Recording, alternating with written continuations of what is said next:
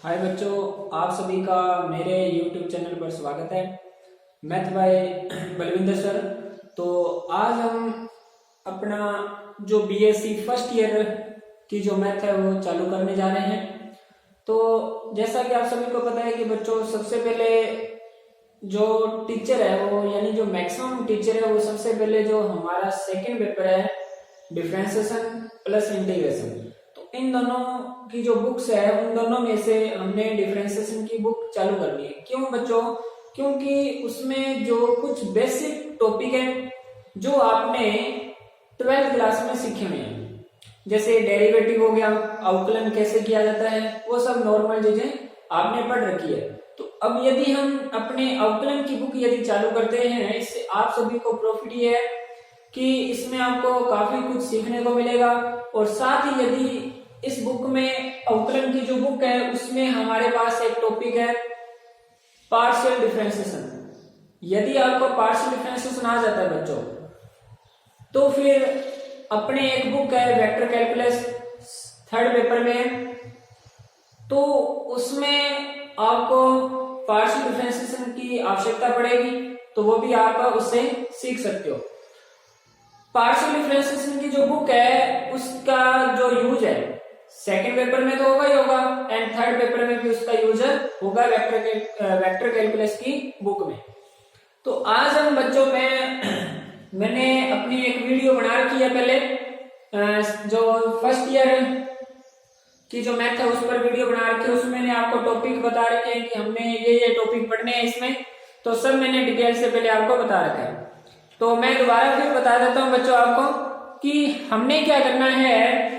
जो हमारी BSc part first है उसमें हमारे पास जो पेपर सेकंड है उसमें हमने दो बुक्स पढ़नी है बच्चों, अवकलन प्लस में समाकलन। अब ये जो अवकलन और समाकलन है वो बीएससी के लिए तो यूजफुल है ही, और ये बीएससी बीएड के लिए भी आपके काम देगा। ये सेम टॉपिक है, सब कुछ सेम चलेगा।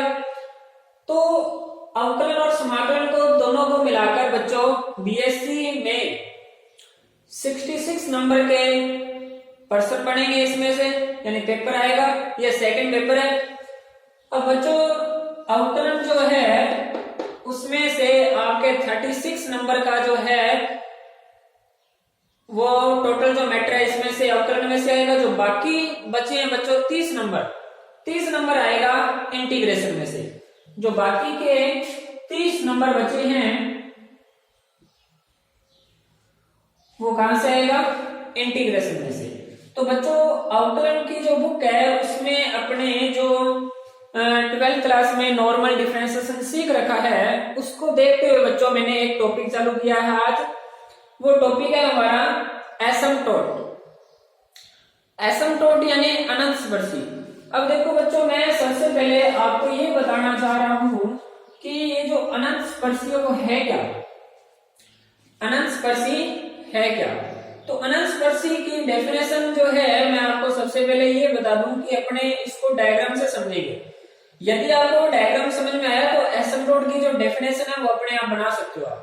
देखो बच्चों, इधर आप सभी को पता है कि हमारे पास दो एक्सिस होते हैं, ये वाई एक्स हो गया और ये हमारा कौन सा एक्सिस हो गया? एक्स एक्सिस हो गया। हमारे पास जैसे कि क्लोज वक्र होते हैं। क्लोज वक्र का मतलब जैसे ये सर्कल है हमारे पास, तो मैंने क्या किया, इस सर्कल के साथ एक लाइन खींची। अब ये जो लाइन है इसको ये क्या कर रही है बच्चों? स्पर्श कर रही है। बीच में से इसको क्या कर रही है? यहां से क्या कर रही है? इसको स्पर्श कर रही है। तो इसको हम कौन सी लाइन बोलते हैं बच्चों? टेंजेंट लाइन बोलते हैं। इसको क्या बोलते हैं बच्चों? Tangent line. तो इसको हम क्या नाम देते हैं बच्चों? टेंजेंट लाइन, स्पर्श रेखा। अब आपसे मैं यदि ये पूछूं बच्चों कि जो टेंजेंट लाइन है उसका समीकरण क्या होता है? जो लाइन है, रेखा जो है उसका समीकरण क्या होता है? तो आप सभी को पता है, 11th क्लास में हमें पढ़ा है कि y बराबर क्या होता है? mx प्लस में c। यहां जो m है वो ढाल होती है यानी स्लोप, और जो c है वो क्या होता है? इंटरसेप्ट यानी अंतःखंड। ओके, तो इसी टॉपिक से हम अपनी अनंत स्पर्शी की जो डेफिनेशन है वो देंगे। तो अनंत स्पर्शी की डेफिनेशन के लिए मैंने क्या किया, मैंने ये कोई भी एक इन्फिनिटी एक वक्र लिया, मैंने क्या लिया, एक इन्फिनिटियल कर्व लिया या वक्र लिया। इस प्रकार से ये जो कर्व है बच्चों को क्या है, इन्फिनिटियल है। इसको एक स्पर्श रेखा ली मैंने, थोड़ी मिस्टेक हो गई,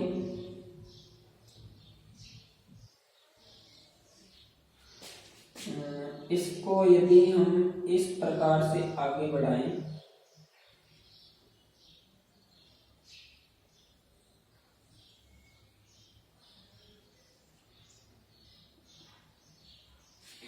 तो ये जो स्पर्श रेखा है बच्चों, इस इन्फिनिटियल जो हमें कर्व दिया गया है, इसको ये क्या कर रही है, स्पर्श रेखा बीच में से टच नहीं कर रही, बीच में से भी कर रही है। यदि मैं इस कर्व को इस प्रकार से बना दूं, ये लो, तो अब ये जो लाइन है वो बीच में से इसको क्या नहीं कर रही बच्चों, टच नहीं कर रही। ये जो लाइन है इसको कहां से टच कर रही है, लास्ट पॉइंट पर यानी अनंत पर क्या कर रही है, टच कर रही है। तो डेफिनेशन बच्चों यहीं से बन के आती है इसकी कि कोई भी एक हमें इन्फिनिटियल कर्व दिया हुआ है, उससे यदि कोई भी लाइन है वो अनंत पर क्या करे, स्पर्श करे, यानी जो हमें टेंजेंट लाइन दे रखी है वो उसे कहां स्पर्श करे बच्चों,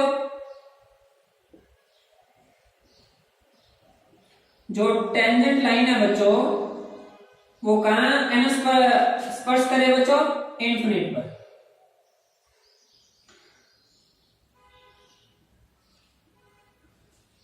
इन्फिनिट पर उसे क्या करे बच्चों, टच करे। तो यदि इन्फिनिट पर उसे टच करे यानी अनंत पर उसे क्या करे,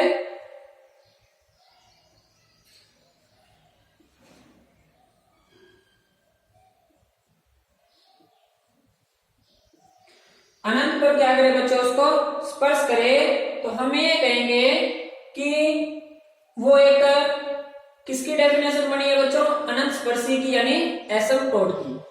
देखो बच्चों सिंपल है वो, में यदि अनंत स्पर्शी की डेफिनेशन पढ़ना चाहें तो अनंत स्पर्शी की जो डेफिनेशन है वो क्या बनेगी कि कोई भी एक हमें इन्फिनिटियल कर्व दिया हुआ है, उसको कोई भी एक लाइन है वो यदि अनंत पर क्या करती है, उसको टच करती है यानी स्पर्श करती है, यानी जो टेंजेंट लाइन है उसी को अपने क्या बोलेंगे बच्चों, एसिम्प्टोट बोलते हैं। तो अब बच्चों बात यहां से एक और निकल के आती है, अब ये जो टेंजेंट लाइन है उसने जितने पॉइंट पर, ये जो टेंजेंट लाइन है उस कर्व को जितने पॉइंट पर टच करेगी उसकी एसिम्प्टोट भी कितनी होगी, उतनी होगी।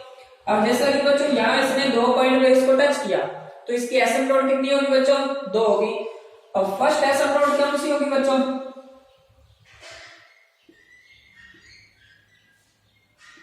y बराबर m1 x प्लस में c1। अब इसी प्रकार यदि हम सेकेंड एसिम्प्टोट निकालें तो ये 2 इसकी क्या आएगी, एसिम्प्टोट आएगी यानी अनंत स्पर्शियां आएगी। तो इसी टॉपिक को हम आगे बढ़ाते हुए बच्चों अब हम ये सीखेंगे कि एसिम्प्टोट के टाइप्स कितने हैं और ये जो एसिम्प्टोट है उसको निकाला कैसे जाता है, सब वर्किंग प्रोसेसिंग हम अभी पढ़ेंगे। तो इसे नोट कीजिए।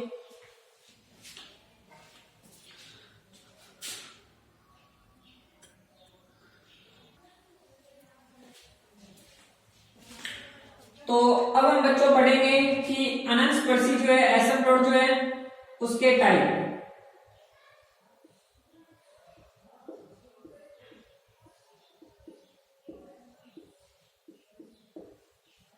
अनंत स्पर्शी के प्रकार। तो जो बच्चों अनंत स्पर्शी है वो आपको पता है कि अक्षों के समांतर, यानी पहली बार हमें ये पता चली कि अनंत स्पर्शी जो है यानी अक्षों के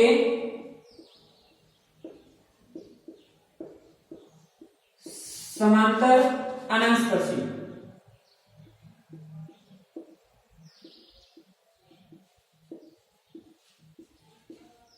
यानी हमारा फर्स्ट टॉपिक ये है बच्चों कि अक्षों के समांतर अनस्पर्शी कैसे निकालते हैं। तो अब बच्चों बात ऐसी है कि अक्षों के समांतर अनस्पर्शी का मतलब ये है कि आप सभी को ये पता है कि बच्चों हमारे पास दो एक्सिस होते हैं, एक तो ये एक्स एक्स हो गया और दूसरा कौन सा हो गया, वाई एक्स हो गया ना। अब यदि मैं आपको ये कहूं कि कोई भी हमारे पास ये इन्फिनिटियल वक्र है,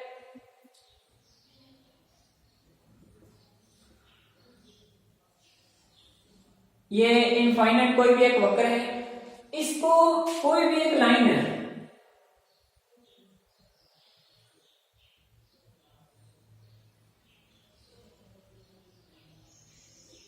कोई भी एक लाइन है, इसे वो क्या कर रही है, स्पर्श कर रही है, दो बिंदुओं पर क्या कर रही है, स्पर्श कर रही है। अब आप ये देखो बच्चों कि ये जो लाइन है वो इस कर्व को किसके पैरेलल इसको क्या कर रही है, टच कर रही है। तो आप कहोगे कि सर वाई एक्स के टच कर, वाई एक्स के पैरेलल टच कर रही है।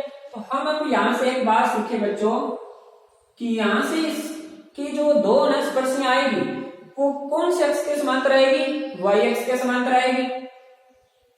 यानी इस पूरे कर्व को मैं नाम दे देता हूं वाई एक्स जो है हमारा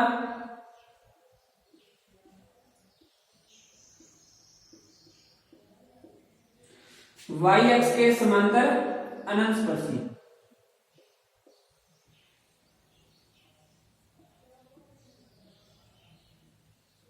वाई एक्स के समांतर अनस्पर्शी। अब यदि इसी के हम अपोजिट ले लें बच्चों, अपोजिट का मतलब इधर देखो, ये हमारा वाई एक्स हो गया और ये हमारा कौन सा हो गया, एक्स एक्सिस हो गया। तो बच्चों मैंने जैसा कि एक कर्व लिया, यहां मैंने एक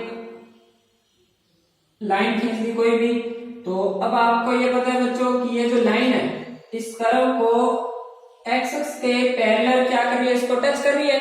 तो हम बच्चों ये कहेंगे कि ये जो लाइन है वो एक्स एक्स के पैरेलल है। तो हम यहां से एक बात सीख चुके हैं कि यहां से जो इसकी एसिम्पटोट आएगी वो किसके रिस्पेक्ट में आएगी, एक्स एक्स के समांतर, एक्स एक्स के समानांतर अनस्पर्शी, अनंत स्पर्शी। तो बच्चों मैंने आपको इस टॉपिक में दो बातें बताई है। पहली बात तो हमारी ये है कि हमने एक नंबर पे सीखना है कि अक्षों के समांतर अनस्पर्शी कैसे निकालते हैं, वो हम भी प्रोसेसिंग बताऊंगा इसकी। तो दूसरा काम हमारा क्या है बच्चों कि हम अब चेक करेंगे कि अक्षों के समांतर अनस्पर्शी कैसे आएगी। तो बच्चों बात ऐसी है कि प्रश्न में आपको दिया क्या होगा, जो हमें प्रश्न दिया होगा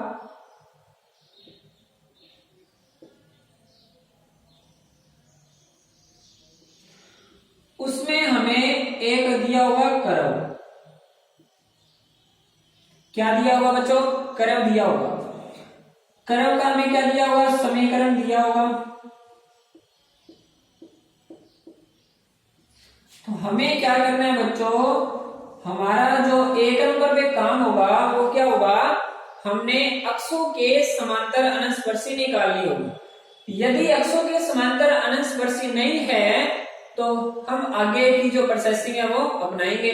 सबसे पहले हमारा काम क्या होगा बच्चों, हमें कोई भी एक कर्व दिया जाएगा, हम वहां से क्या निकालेंगे, अक्षों के समांतर अनस्पर्शी निकालेंगे। अब वो निकालेंगे कैसे, प्रश्न ये उठता है कि हम निकालेंगे कैसे। तो बच्चों बहुत ही सिंपल है निकालना। आपको करना क्या है कि कोई भी जैसे आपको कर्व दिया होगा, कोई भी वक्र दिया आपको,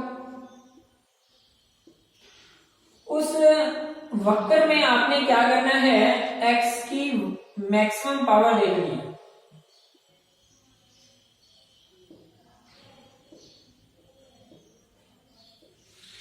x की मैक्सिमम डिग्री देखनी है कि उसकी हाईएस्ट डिग्री कितनी है। फिर आपने क्या देखना है बच्चों, उसका गुणांक देखना है, कोफिशिएंट। फिर आपने क्या देखना है बच्चों, उसका देखना है गुणांक। देखो बच्चों, बात ऐसे है कि आपने सबसे पहले क्या देखना है कि कोई भी आपको कर्व जो दिया होगा, जो आपको गिवन होगा, जो कर्व गिवन होगा, उसमें आपने क्या करना है बच्चों, हाईएस्ट डिग्री देखनी है एक्स एक्स और वाई एक्स दोनों की। उसके बाद बच्चों आपने क्या करना है, एक्स का जो कोफिशिएंट है वो देखना है। यदि एक्स एक्स का कोफिशिएंट जिसकी मैक्सिमम पावर है उसका कोफिशिएंट यदि कांस्टेंट है, बात अच्छे से सुनना बच्चों, यदि कांस्टेंट है, कांस्टेंट का मतलब अचर है, यदि अचर है,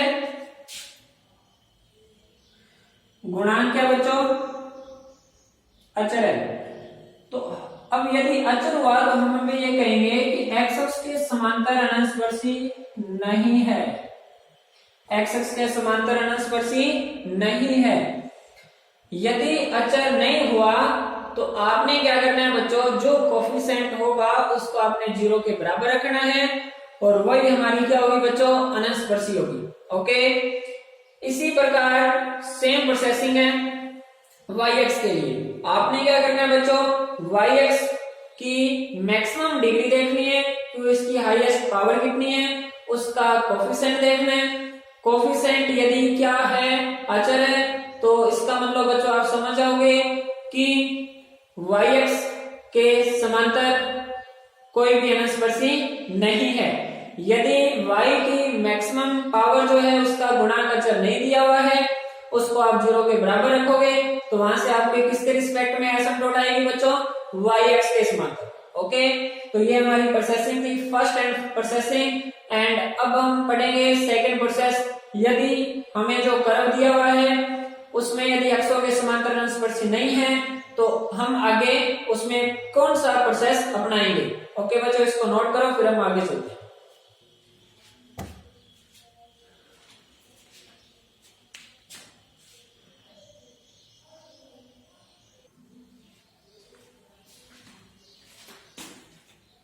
अब हम बच्चों बात करेंगे कि यदि अनस्पर्शी अक्षों के समांतर नहीं है तो फिर उसकी अलग प्रोसेसिंग क्या होगी बच्चों। तो उसकी अलग प्रोसेसिंग क्या है बच्चों, इस प्रकार से है। आपने क्या करना है, ध्यान से देखना बच्चों, जो आपको वक्र दिया हुआ है,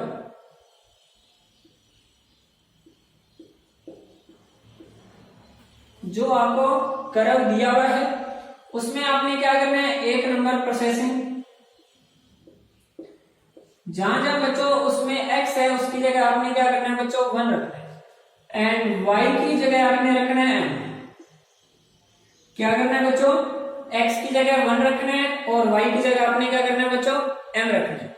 उसके बाद की जो प्रोसेसिंग है वो आपने क्या करनी है बच्चों, जैसे कि हम यहाँ पे एग्जाम्पल के तौर पर ये मान लें कि उसमें हाईएस्ट डिग्री हमें दोनों की यानी x और y की पावर जो अधिकतम 3 देर की है। कितनी देर की है बच्चों, 3 देर की है। अब यदि 3 देर की है तो सबसे पहले आप किसकी वैल्यू निकालोगे, फाई 3m की वैल्यू निकालोगे। किसकी वैल्यू निकालोगे, फाई 3m की। उसी प्रकार फिर आप किसकी वैल्यू निकालोगे, फाई 2m की। और फिर उसी प्रकार आप किसकी वैल्यू निकालोगे बच्चों, फाई 1m की। इस प्रकार से आप इन तीनों की वैल्यू निकालोगे। उसके बाद बात ऐसी है कि अब आपको मैंने बताया कि जो कर्व है इसकी जो अनस्पर्शी है वो निकाली जाती है y बराबर mx प्लस c से। अब यहाँ m का मान कैसे आएगा, c का कैसे आएगा, बहुत बढ़िया प्रश्न है। आपने क्या करना है बच्चों, अब m के मान के लिए जो आपने मैक्सिमम पावर सबसे पहले फाई 3m की जो वैल्यू निकाली है, आपने क्या करना है बच्चों, उसको रखना है 0 के बराबर। आपने क्या करना है बच्चों, फाई 3m को किसके बराबर रखना है बच्चों, 0 के बराबर। अब आप सभी को एक बात पता है कि फाई 3m का मतलब यहां से m की 3 वैल्यू आएगी। पहली अपने मान ली m1 होगी, दूसरी m2 और तीसरी होगी m3। इस प्रकार से डिफरेंट डिफरेंट हमारे पास 3 वैल्यू आ गई आपकी। ओके, अब जितने m की वैल्यू आएगी बच्चों, एक बार ध्यान में रखना, जितनी m की वैल्यू आएगी उतना ही हमें क्या मिलेगा, एसिम्पटोट मिलेगी जो हमें कर्व दिया होगा। आप उसकी हाईएस्ट पावर देख लो बच्चों, या फिर आप जो मैक्सिमम पावर होगी उसको 0 के बराबर रखोगे, वहां से आपके पास जितने m के मान आएंगे उतनी उसकी क्या होगी बच्चों, एसिम्पटोट होगी। ओके, अब इसके बाद क्या करना है, अब देखो बच्चों बात ऐसे कि कई बार क्या होता है कि m की वैल्यू जो है वो आपको पता है, जो आप फैक्टर करोगे, फैक्टराइज करोगे, जो आपको समीकरण दिया हुआ है वहां से m की वैल्यू हो सकता है सेम आ जाए, हो सकता है डिफरेंट आ जाए। अब यदि बच्चों इन तीनों की वैल्यू क्या आई, सेम ना आई, यानी पुनरावृत्ति जो हमें मूल दिए हुए हैं उनकी पुनरावृत्ति ना हो, यानी नॉन रिपीटर हो, जो हमें रूट मिले हैं, तो हम वहां से c की वैल्यू कैसे निकालेंगे।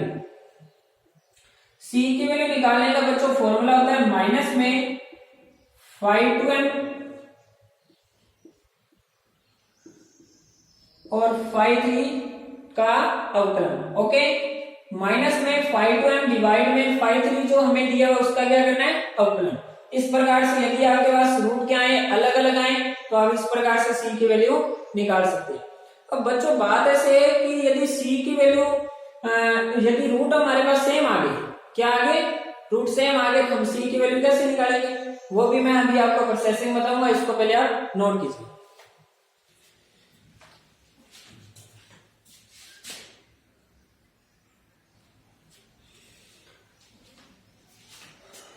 अब देखो बच्चों, हमारे पास यदि जो हमें m के मान है वो यदि रिपीट हो जाए, यानी सेम आ जाए,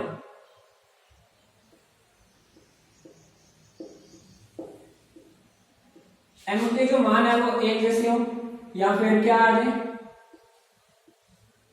सेम आ जाए, 2 आ जाए। अब जैसे कि मान लिया कि 2 हमें क्या मिले, सेम मिले, 2 रूट एक जैसे आ गए और एक क्या आ गया, अलग आ गया। तो यदि 2 रूट एक जैसे आए तो उसके लिए आपने c की वैल्यू कैसे ज्ञात करनी है, उसके लिए एक फॉर्मूला है बच्चों 1/2 का फैक्टोरियल, c की स्क्वायर, जो 5m है उसका डबल अवकलन, प्लस में 1/1 का फैक्टोरियल, यहाँ आपके पास c आएगा, और उसके बाद में आपके पास बच्चों यहाँ आएगा 5m का एक बार अवकलन, फिर प्लस में 1/0 का फैक्टोरियल, यहाँ c की पावर आ जाएगी बच्चों 0, उसके बाद यहाँ आएगा बच्चों 5/1m। ओके, इसको आपने किसके बराबर रख देना है, 0 के बराबर। ये आपके पास एक फॉर्मूला है, ये फॉर्मूला आपने कब यूज करना है बच्चों, जब आपके पास रूट क्या आ जाए, एक जैसे आ जाए, 2 रूट एक जैसे आ जाए, तब आपने बच्चों ये फॉर्मूला यूज करना है। भाई हमें पता है, यानी अधिकतम जो पर्सन है वो 2 रूट सेम आने वाले ही हैं। तो अब हम बच्चों, ये मैंने आपको इसका एसिम्पटोट का बेसिक बताया है कि हम इसकी एसिम्पटोट कैसे निकालेंगे, सबसे पहले क्या प्रोसेसिंग करेंगे, यदि अक्षों के समांतर अंशवर्ती नहीं है फिर हम उसमें क्या करेंगे। ओके, तो अब हम इसका एक बढ़िया से पर्सन लेते हैं, उससे सीखते हैं कि एसिम्पटोट कैसे निकाली जाती है।